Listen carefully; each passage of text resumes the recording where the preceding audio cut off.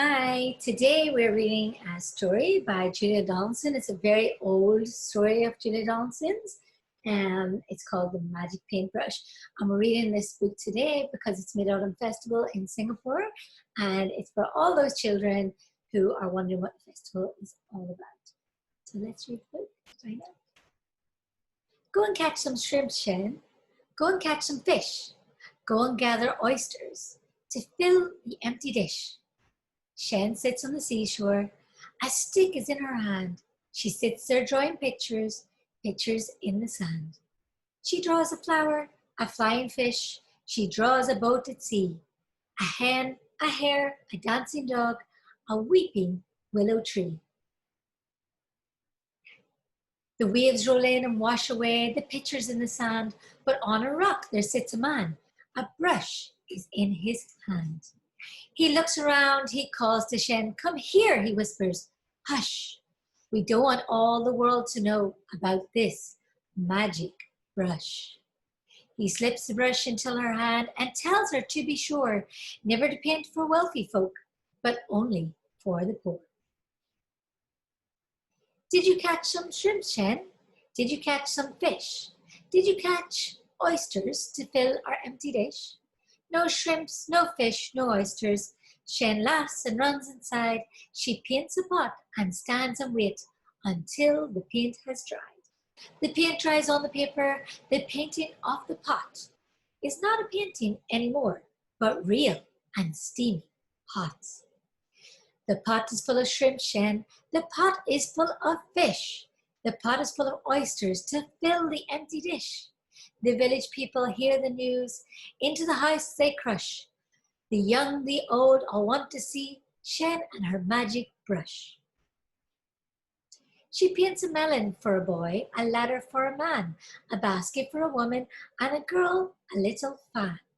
And soon the news spreads far and wide, and people stand in queues for blankets, boats, and buffalo, for hats and coats and shoes.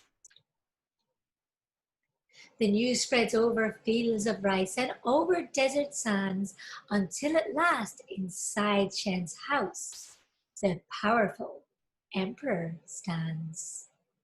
I order you to paint a tree and make it very big. Instead of leaves, paint golden coins, 100 on each twig.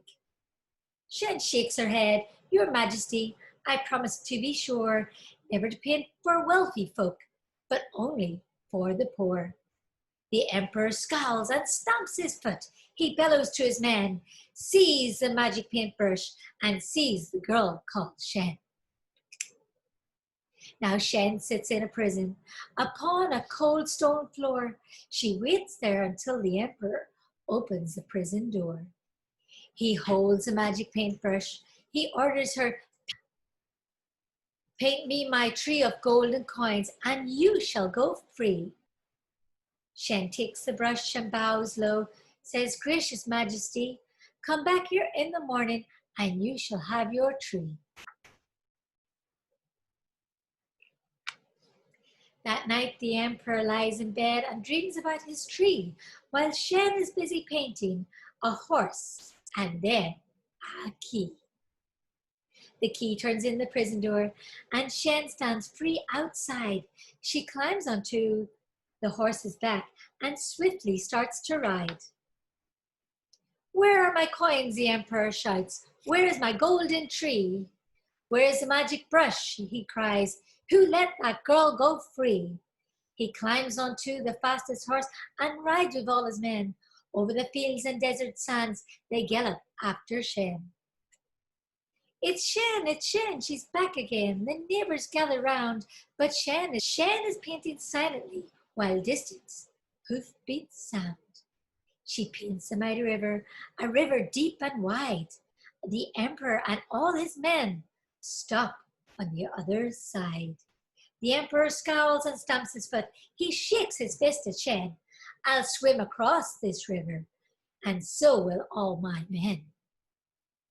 But Shen is busy painting a beast with scales and claws. Its scarlet wings are open, and flames curl from its jaws. My dragon needs a tail, says Shen, and then it will be real. Yes, Then it will be roaring and ready for its meal. Now, shall I paint that tail, she asks, or would you rather go? She dips her brush into the pot, and the emperor cries out, no! He turns his horse and rides away. Away ride all his men. Shen takes the paintbrush and starts to paint again.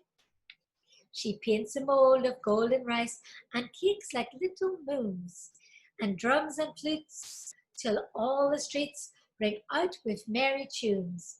The sun goes down, the moon comes out, and shines as bright as day, while Shen and all the villagers dance the night away. Nice book. I really like it. It's fun and it's interesting. And I like the imagery of it. Did you like this book? Hope you liked it.